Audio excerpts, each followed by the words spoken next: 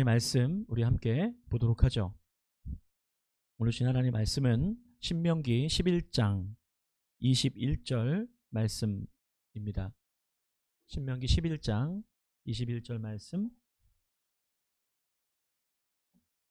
우리 한 절의 말씀을 우리 함께 합독해서 읽습니다. 함께 읽죠. 시작.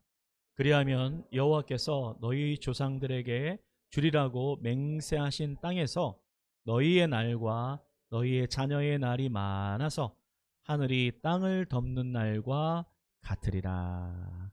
아멘. 가나안에서 광야로 살아가기라는 제목으로 함께 말씀을 비춰 나누기 원합니다. 한 가지 신비로운 사실이 있습니다. 그것은 이스라엘 백성들이 하나님께 선택받은 것입니다. 왜 하나님께서는 세상 많은 민족 가운데 하필이면 이스라엘을 선택하셨을까? 논리적으로 설명이 어렵습니다. 후대에 유대인들에 대한 유럽이죠. 유럽에서의 그 혐오는 단지 히틀러가 유대인을 1000만에 이르는 그 유대인들을 학살하는 데 그치지 않습니다. 그 이전 시기서부터 유대인들은 어디에서든지 그리 환영을 받지 못했습니다. 단지 그 이유가 자신들만의 유일신앙 때문만은 아니었어요. 유대인들이 인간적으로도 그닥 별 볼 일이 없었습니다. 그러면서도 별 볼 일 없으면서도 뭔가 자신들은 특별하다라고 하는 선민의식이 주변에 있는 사람들과 함께 하지 못하고 스스로를 분리시키는 민족이 유대인이었어요. 그런데 이런 유대인들을 하나님께서 가장 먼저 선택하신 것이 사실입니다. 의외죠. 물론 지금 유대인들은 하나님을 믿지 않습니다.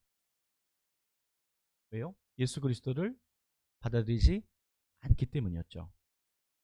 가장 안타까운 지점 중에 하나가 그 지점이에요. 선택을 받았는데도 하나님을 믿지 못하고 있다는 것입니다. 만일에 유대인들이 예수 그리스도를 자신들의 구원자로 진실로 받아들였다면 역사는 어떻게 바뀌었을지 사실 몰라요. 유대인들이 받아들이지 않은 이 복음은 성령의 날개를 달고 예수님의 제자들과 바울 등을 통해서 이방인들에게 전해지게 됩니다. 그리고 그 생명의 복음이 고요한 아침의 나라, 은둔의 나라인 이 땅에까지 전해지게 됩니다.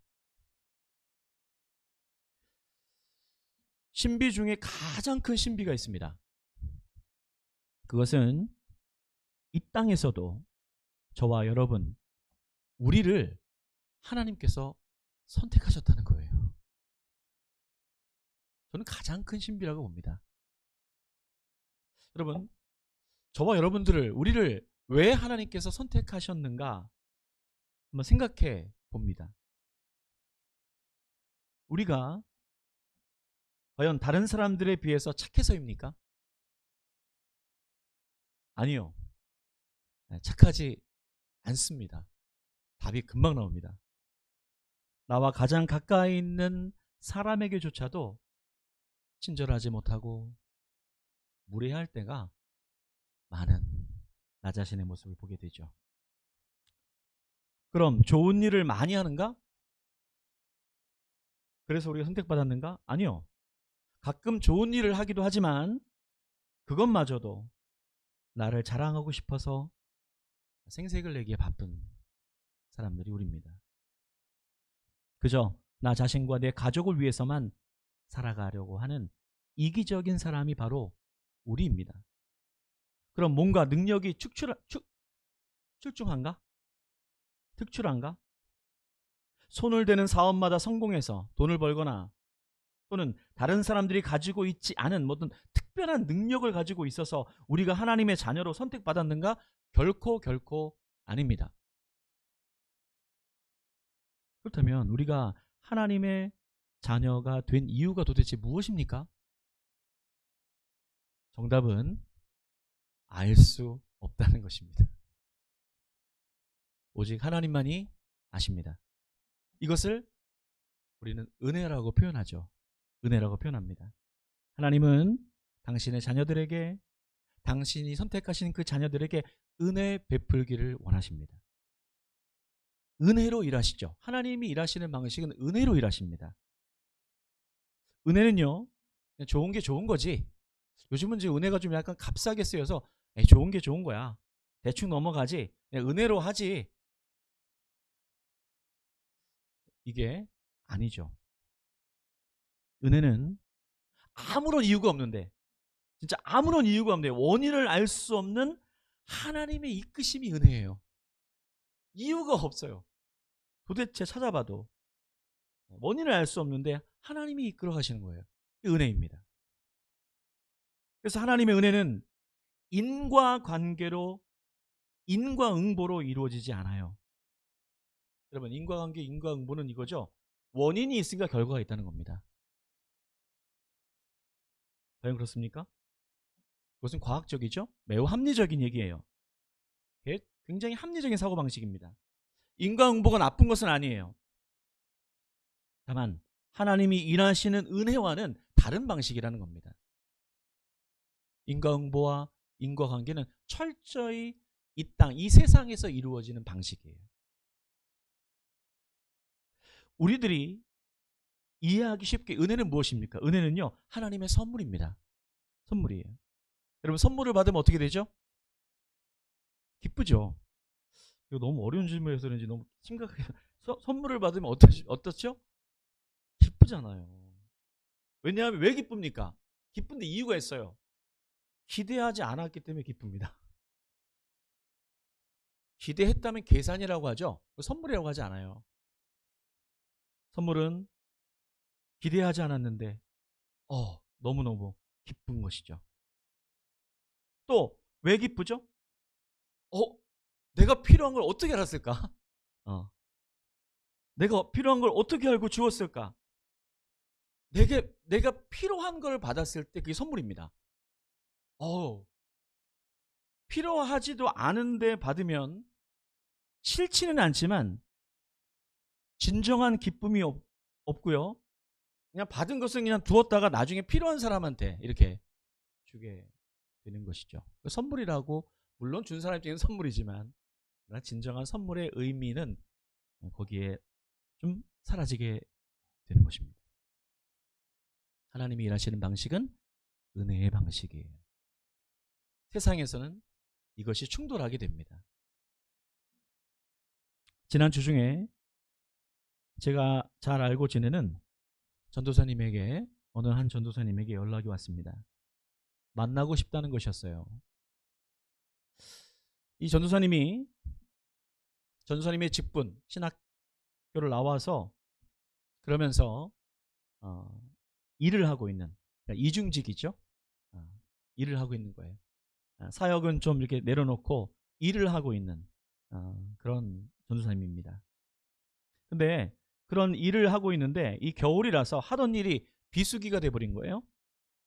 그래서 택배 물류 일을 하러 가기 전에 잠시 짬을 내어서 이 전도사님이 달려오게 된 것입니다.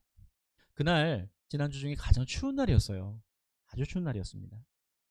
늘 씩씩하고 능력도 있어서 제가 보기엔 참 부러울 것 없는 전도사님처럼 보였는데 깊은 고민을 가지고 찾아온 것을 알 수 있었습니다. 그 추위에 걸어서 얼마나 걸어왔는지 얼굴이 붉게 상기되어 있는 그 전도사님에게 이곳에 따뜻한 차를 드리면서 함께 이야기를 나누다가 어느덧 이 전도사님의 눈에 눈물이, 그 등치 좋은 전도사님의 눈에 눈물이 흐르기 시작했어요. 그간에 힘들었던 것이 느껴졌습니다. 그리고 당장 지금 감당해야 될 그 가정의 경제적인 부분들과 여러 문제들이 전도사님이 어깨를 누르고 있다는 것을 느낄 수 있었어요. 이야기를 나누면서 이 전도사님이 저희 부부에게 물어보았습니다. 물었어요. 아니, 두 분은 어찌 보면 자기 자신보다도 상황이 더 안 좋아 보이시는데 아니, 어떻게 이렇게 편안해 보이시죠? 그렇게 묻는 거예요. 아마도 전도사님이 저희를 보면서 그렇게 느껴졌나 봐요. 그때 저희 부부가 딱 질문을 들었을 때 서로 살짝 마주봤습니다. 서로 잘 안 마주보는데 딱 마주쳤어요. 잠시 잠깐 사이 미소가 딱 지어졌습니다. 평안한 게 사실이었기 때문이에요. 그러면서 전도사님이 오기 전에 바로 직전에 있었던 한 가지 일을 이야기해 주었습니다. 저희가 바로 그 전날이 어느 곳으로 이 재정을 송금해야 되는 마지막 날이었어요. 하지만 재정이 채워지지 않았습니다. 딱 30만 원이 모자란 상태였어요.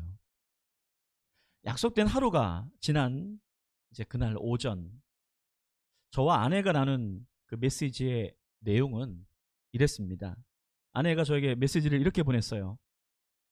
수도요금 보내야 되고 붕어빵 재료비도 보내야 되는데 재정이 부족하네요. 더 모아볼 재정이 있을까요? 제가 답을 했습니다. 아직은 없네요. 기도하자고요. 30만 원만 보내달라고 기도하자고요. 메시지를 보낸 다음 조금 걱정되는 마음이 들긴 했지만 잠시 기도하자 평안한 마음이 밀려오는 것을 느낄 수 있었습니다. 그때 그 전도사님으로부터 전화가 와서 통화를 하고 만나기로 약속을 마친 뒤에 한 통의 메시지가 셋째 아들로부터 와 있었던 거예요. 내용은 이랬습니다.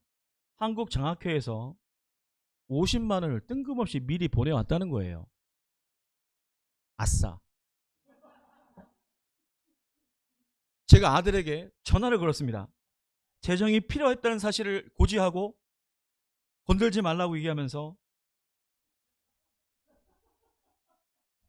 돈 터치 이유를 말했어요. 설명을 했어요. 이만저만해서 필요하다.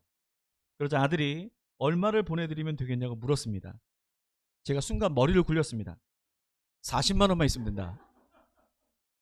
10만 원을 더 부른 것입니다. 그러자 아들이 이야기합니다. 아빠, 나 하루 이체 한도가 30만 원이에요. 저도 여러분처럼 웃었어요. 하나님은 정말 재미가 있으시군요. 제가 그 전도사님에게 간증을 하려고 했던 것은 아닙니다. 다만 하나님의 은혜로 살아가는 삶에는 이유를 알 수 없는, 원인을 알 수 없는 은혜가 있음을 다시 한번 확인해 주고 싶어서 그랬어요. 세상의 치열한 삶의 현장으로 나아가야 되는 크리스천 가장에게 필요한 게 더 많이 일해서 얻어야 될 급여가 아니라 은혜임을 말입니다. 이야기를 마치고 일하러 갈 시간이 다 돼서 추운 세상으로 나아가는 그 전도사님의 뒷모습이 한결 따뜻해 보였어요. 그리고 기도했습니다. 하나님께서 전도사님에게 은혜 주시기를요. 하나님의 이끄심에는 원인이 없습니다. 하나님이 이 세상을 창조하셨어요, 여러분. 하나도 안 놀리시잖아요, 그죠? 이 놀라운 세상을 창조하셨는데 원인을 알 수가 없어요. 은혜입니다. 지금 우리가 이 공간에서 숨쉬는 공기를 만드셨어요. 하나도 안 놀리시잖아요. 원인을 알 수가 없어요. 잠시라도 숨을 쉬지 못한 우리는 당장 죽습니다.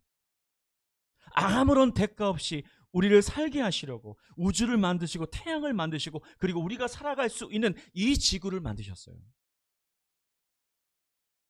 우리가 살아가는 데 있어서, 우리가 여기에 존재하는 데 있어서는 원인과 이유가 없어요. 오직 한 가지 외에는 말입니다. 그래서 우리가 선택된 이유는 알 수 없지만 우리를 선택하신 분이 계시다는 거예요. 그분은 분명히 계십니다. 그분은 분명히 계십니다. 하나님이세요.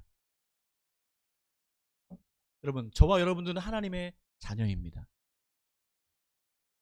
우리는 아무런 이유 없이, 원인도 없이 선택을 받았어요. 이루 말할 수 없이 감사할 따름입니다. 그런데 한 가지 중대한 문제가 있어요. 그것은 하나님의 자녀인 우리들이 하나님을 믿지 않는다는 사실이에요. 입술로는 믿는다고 하면서 살아가는 모습을 보면 분명히 하나님을 믿지 않는 사람들이에요. 주일 예배를 드리고 있는 이 공간 안에서는요, 하나님을 믿는 것처럼 보여도 이곳을 벗어나기만 하면 세상과 섞여서 마치 그곳에는 하나님이 계시지 않는 것처럼 살아가고 있음을 솔직히 부인하기 어려워요. 아니, 지금 예배를 드리고 있는 이 작은 공간 안에서도 말이죠, 우리는 하나님이 계시지 않는 것처럼 예배를 드릴 때가 너무나도 많아요. 하나님이 현존하고 계시는데, 하나님이 계시는데, 그러면 그런 하나님께 예배를 드려야 되는 자녀가 드리는 예배는 어떤 예배가 되어야 됩니까? 여러분, 그 하나님이 현존하시니까 드리는 예배는 하나님을 너무너무 사랑하는 예배죠. 사랑에는 이유가 없어요. 원인이 없습니다. 조건이 없습니다. 그래서 기독교의 사랑을 뭐라 그러죠? 무조건적인 사랑이라 그래요. 무조건적인 사랑. 여러분, 그것은 엄청 어려운 사랑이 아니에요. 사랑의 본질을 의미하는 것입니다. 여러분, 사랑 이야기가 나와서 그런데, 그러면 진짜 사랑하는 그것을 어떻게 알 수 있을까? 실제로 그래서 이 영적인 이 전문, 아주 그 존경받는 영성가가 조사를 했어요. 그래서 사랑 진실성이라고 하는 것을 조사를 해봤어요. 수치로 한번 조사를 해봤다는 것이죠. 어떤 것이 진정한 사랑의 진정한 모습인가?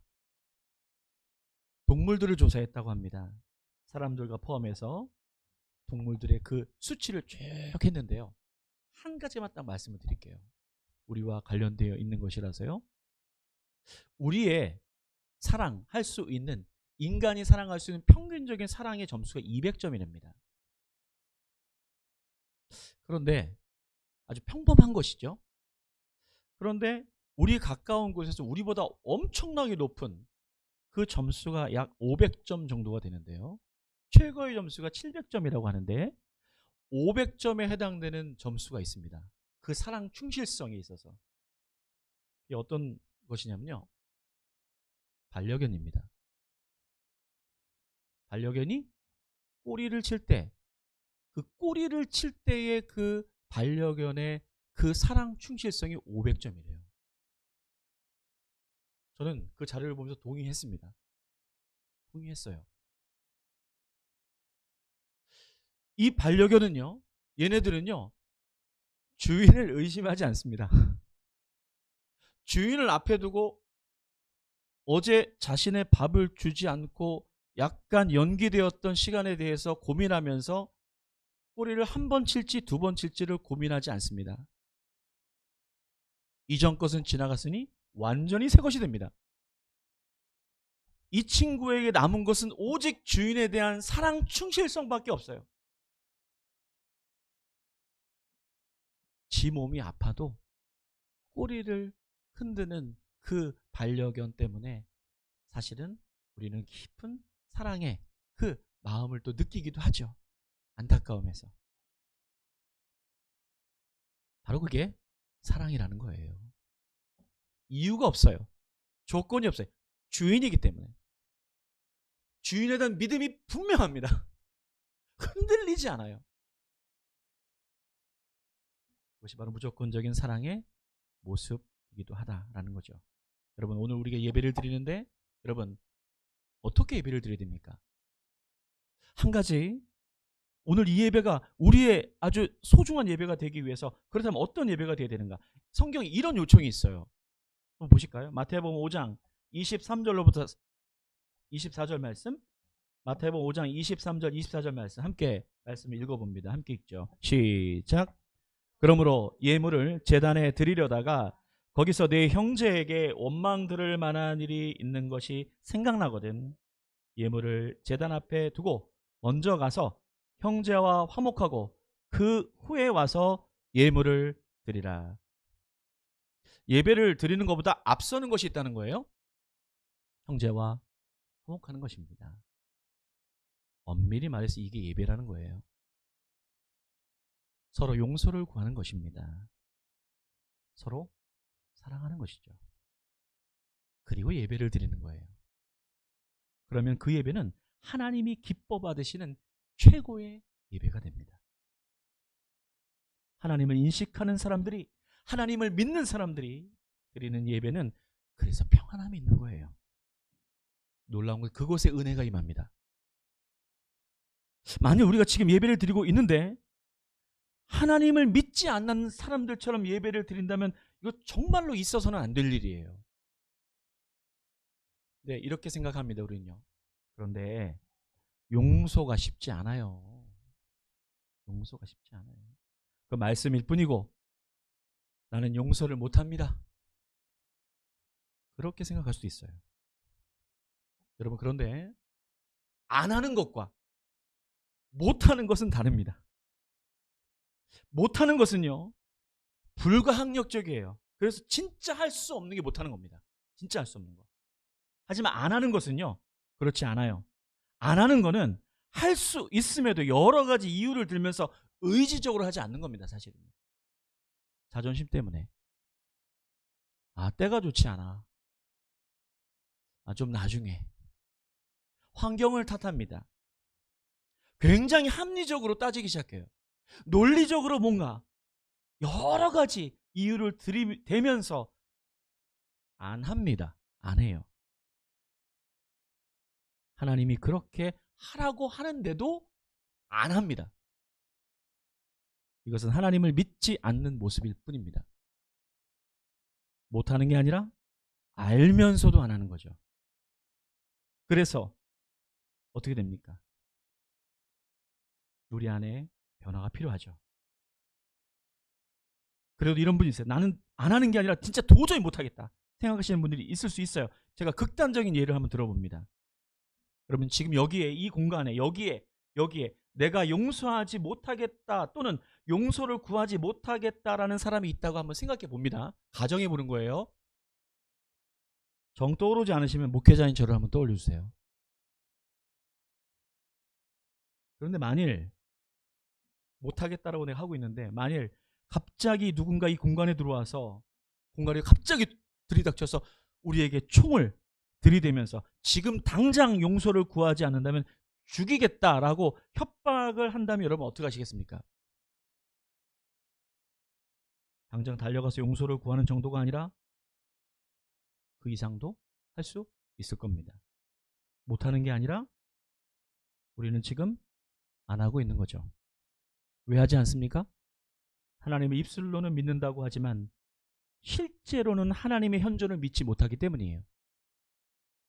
하나님을 믿는다라고 하면서 하나님의 현존을 모르는 거죠. 하나님이 그렇게 말씀하시는데도 총을 겨누고 죽이겠다면 하겠는데 하나님이 말씀하면 그것은 말뿐인 것이죠. 가나안 땅에 들어갈 것을 앞두고 모세의 설교는 상당히 비장합니다. 저는 개인적인 목회자 입장에서 모세가 가나안에 들어가지 않는 게 차라리 다행이었다고 생각합니다. 목회자 입장에서. 왜냐하면 이스라엘이 이 가나안에 들어가서 결국 실패했기 때문이죠. 여러분, 그 모습을 이 모세가 직접 목격했다면 아마도 저는 모세는 견디지 못했을 거라고 저는 생각을 합니다. 추측을 합니다. 모세가요, 그래서 사력을 다해서 전하는 그의 마지막 메시지, 신명기는 매우 절박해요. 군더더기가 그래서 없어요. 매우 단순한 논리입니다. 매우 단순한 말씀이에요. 뭡니까? 이제 가나안에 들어가게 될 텐데, 이제 그 땅에 들어가게 될 텐데, 그 가나안 땅에 들어가서도 너희들은 광야처럼 살아가야 된다라고 하는 것을 역설하고 있는 것이 이 신명기의 주제입니다. 여러분, 가나안은 어떤 곳이길래요? 가나안 땅 도대체 어떤 곳입니까? 모세는 그의 설교의 말씀을 통해서 그것을 이렇게 가나안 땅을 설명해 주고 있어요. 신명기 11장 11절로부터 12절 말씀이죠. 함께 이 말씀을 함께 읽어봅니다. 함께 읽죠. 시작. 건너가서 차지할 땅은 산과 골짜기가 있어서 하늘에서 내리는 비를 흡수하는 땅이요, 내 하나님 여호와께서 돌보아 주시는 땅이라. 연초부터 연말까지 내 하나님 여호와의 눈이 항상 그 위에 있느니라. 아멘. 광야에서 이스라엘이 경험한 건 딱 하나입니다. 하나님이 경험시킨 것은 딱 하나예요. 구름기둥, 불기둥을 40년 동안 따라간 것뿐입니다. 그거밖에 한 게 없어요. 그런데 여러분, 가나안에는 이게 없어요. 구름기둥과 불기둥이 가나안에는 없습니다. 거기 이유가 있어요. 그럼 왜냐하면 가나안 땅에는 아직 하나님께서 선택하지 않은 사람들이 거기에 있기 때문입니다. 구름기둥과 불기둥을 가나안 땅에 두게 되면 그것을 모든 사람들이 볼 것이기 때문에 하나님께서는 방식을 바꾸신 거예요. 뭐 어떻게 바꾸신 것입니까? 오늘 지금 읽은 말씀에 12절 말씀, 조금 전에 읽은 말씀, 그 말씀에 보게 되면 이렇게 표현되어 있죠. 연초부터 연말까지 내 하나님 여호와의 눈이 항상 그 땅 위에 있게 될 거다. 그 가나안 땅에 여호와의 눈이 항상 있게 될 거다. 그렇게 말씀해 주고 계시죠. 그럼 무슨 말씀이죠? 지금까지는 광야에서 이스라엘 백성들이 그 구름기둥 불기둥만을 보면서 왔죠. 누가 보는 것입니까? 이스라엘 백성들이 보는 거예요. 그런데 이제 하나님께서 방식을 바꾸시죠. 그리고 이렇게 하십니다. 내가 너희를 보겠다. 내가 너희를 보겠다. 내 눈이 항상 여기에 있기 때문에 내가 너희를 보겠다고 말씀하고 있는 거예요. 너희들이 나를 이제 광야처럼 볼 수 없는 것이 아니라 이제 내가 너희들을 보겠다는 겁니다. 그래서 그것을 이렇게 성경은 우리에게 다시 한번 신명기는 그 다음 절에서 이것을 풀어주고 있는 거예요. 13절 말씀이죠. 13절 말씀 함께 읽어봅니다. 함께 읽죠. 시작. 오늘 너희에게 명하는 내 명령을 너희가 만일 청종하고 너희의 하나님 여호와를 사랑하여 마음을 다하고 뜻을 다하여 섬기면, 아멘. 너희가 내 명령을 너희가 지키고 청종하고, 청종이 무엇이죠? 따라간다는 것입니다. 따라간다는 것이에요. 어떻게 따라갑니까? 하나님을 사랑하는 거죠. 내 이웃을 사랑하라는 것이죠. 그렇게 하라는 것입니다. 그것을 보겠다는 거예요. 그것을 보겠다는 겁니다. 너희들이 그렇게 따라오는 것을 보겠다는, 똑같은 패턴이에요. 광야에서는 구름기둥 불기둥을 청종했다라고 한다면, 그렇다면 여기에서는, 이 땅에서는, 이 가나안 땅에서는, 가나안 땅인 바로 우리가 살고 있는 이 세상에서는 하나님의 말씀대로 살아가는 것을 보겠다는 것입니다. 그것이 유일한 기준이라는 거예요. 저는 말씀을 준비하다가 하루 일주일 동안 이 말씀을 준비하다가 이틀 전에 갑자기 화가 났습니다. 저 자신에 대한 화가 났어요.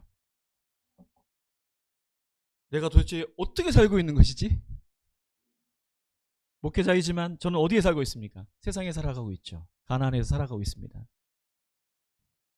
그런데 신명기의 말씀을 계속 묵상하고 설교를 준비하면서 과연 주님이 제게 내적으로 물어보시더라고요. 너는 나를 믿느냐?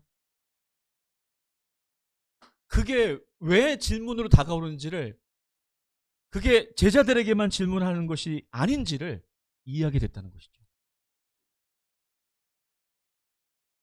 하나님을 믿는다라고 하는 목사이면서 목회자이면서 하나님을 믿지 않는 것처럼, 하나님 사람이 아닌 것처럼 이 세상에서 살아가고 있는 저의 모습이 너무나도 많다는 것을 제가 깨닫게 되는 것은 시간이 얼마 걸리지 않더라고요.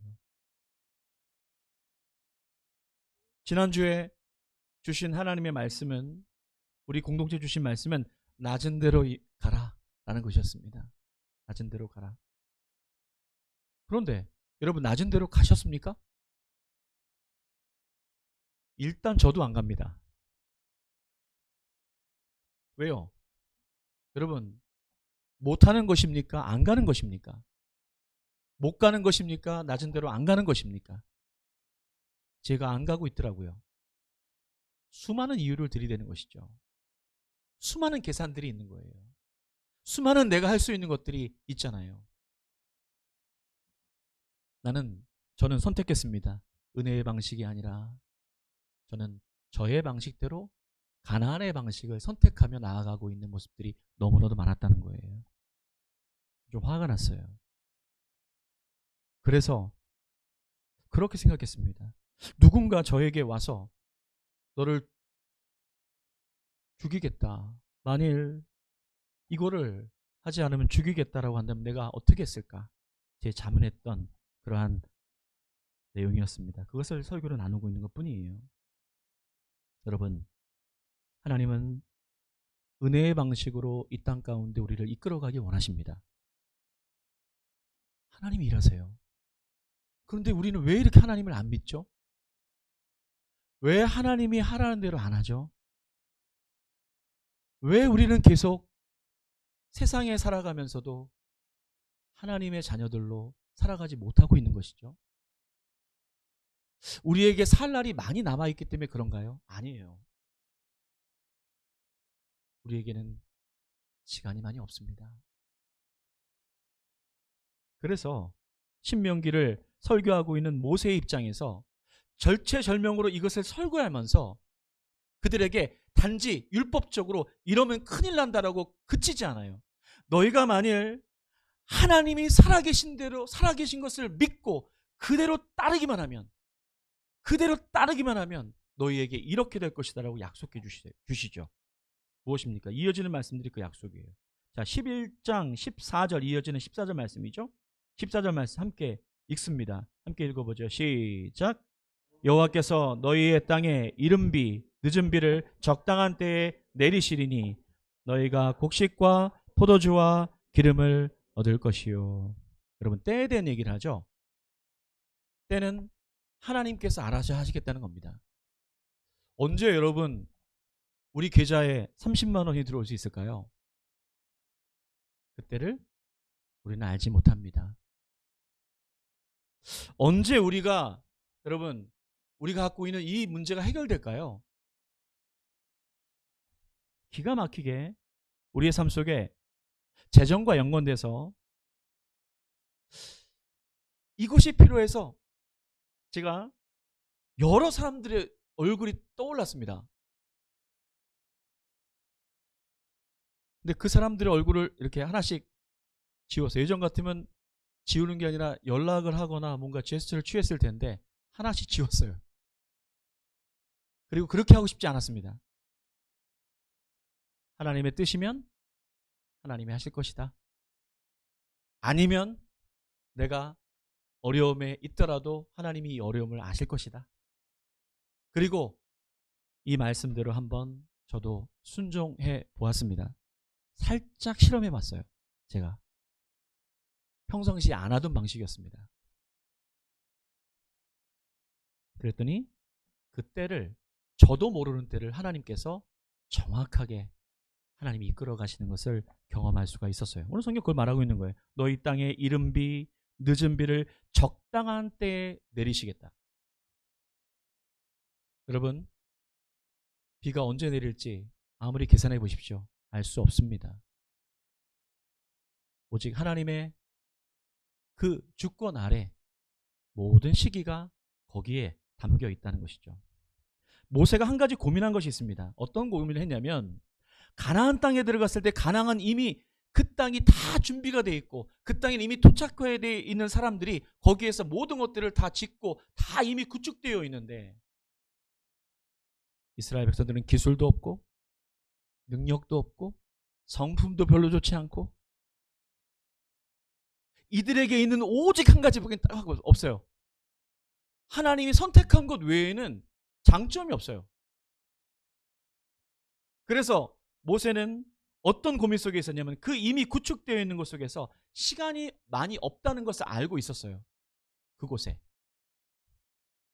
가나안으로 들어가는 것은 좋지만 그곳에서 그 수많은 것들을 일으켜 세우려면 집도 저유지되고 땅도 일거유지되고 수많은 것들을 해가기 위해서는 많은 시간들이 필요할 텐데, 그때가 있어야 될 텐데, 그때마다 적절하게 비도 내리고 태양도 비춰유지되고 거기에 걸음도 저유지되고 그 많은 것들을 이들은 완전히 농사라는 것을 경험해보지 못한 떠돌이 방랑 무익한 그런 민족인 것을 알았기에 모세의 고민은 거기에 있었던 거죠. 그런데 바로 그것을 주님께서 이렇게 해결하시겠다라고 말씀하고 있는 것입니다. 그래서 한 가지 마지막 결론적인 말씀이죠. 모세는 이것을 이렇게 요청해요. 신명기 11장 이어지는 16절로부터 17절 말씀은 그래서 이것을 결론적인 말씀으로 주고 있는 것이죠. 함께 말씀 읽어봅니다. 함께 읽죠. 시작. 너희는 스스로 삼가라. 두렵건대 마음에 미혹하여 돌이켜 다른 신들을 섬기며 그것에게 절함으로 여호와께서 너희에게 진노하사 하늘을 닫아 비를 내리지 아니하여 땅이 소산을 내지 않게 하심으로 너희가 여호와께서 주신 아름다운 땅에서 속히 멸망할까 하노라. 이거 하나밖에 없다는 겁니다. 하나님께 선택받은 너희들이 할 수 있는 것은 은혜로 살아가는 것밖에는 없다는 것입니다. 만일 그것을 선택하지 않는다면 그 땅에서 속히 멸망할 수밖에 없음을 인정하라는 거예요. 여러분, 무엇을 선택하시겠습니까? 여러분, 하나님께서 우리를 선택하신 것에 여러분 어떻게 여기십니까? 너무너무 감사한 일입니다. 그 감사한 주의 자녀들이 걸어가야 될 길은 은혜의 길입니다. 하나님이 이끌어 가실 길을 따라가는 것뿐이에요. 그러할 때 하나님께서 놀라운 그 아주 선물을 주십니다. 여러분, 이 선물이 오늘 말씀의 결론이에요. 사실은요, 오늘 본문입니다. 오늘 설교의 본문 한 구절이죠.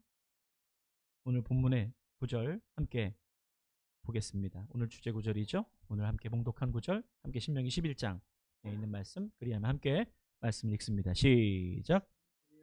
여호와께서 너희 조상들에게 주리라고 맹세하신 땅에서 너희의 날과 너희의 자녀의 날이 많아서 하늘이 땅을 덮는 날과 같으리라. 여러분, 저는 이 말씀에 꼭 밑줄을 거두시길 바라요. 여러분, 어디에 주목하셔야 됩니까? 하늘이 땅을 덮는 날과 같으리라.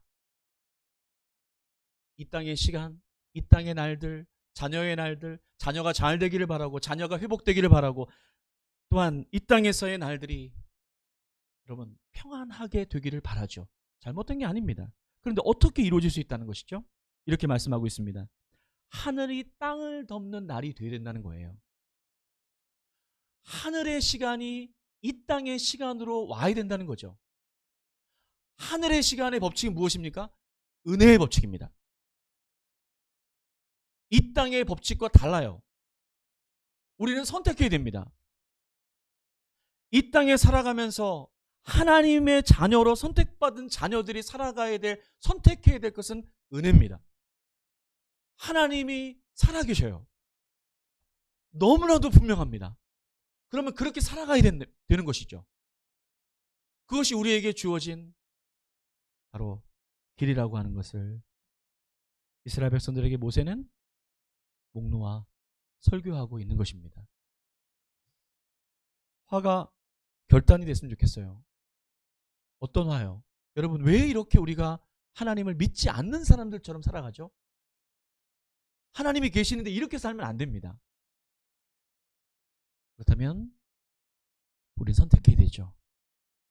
하늘이 땅을 덮는 날, 여러분, 하늘의 그 은혜의 그 시간들이 이 땅에 벌어지게 될 때 인과 법칙을 넘어서죠. 인과응보를 넘어섭니다. 여러분, 그것이 바로 우리에게 주어진 하나님의 자녀들의 특권인 것을 믿으시기를 바랍니다.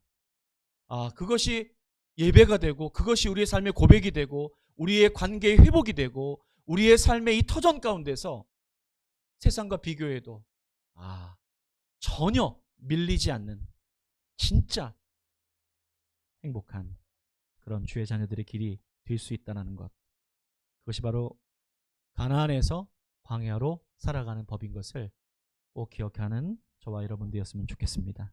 이 은혜가 계속해서 흘러가기를 우리 함께 또한 기도했으면 좋겠습니다. 잠시 기도하겠습니다.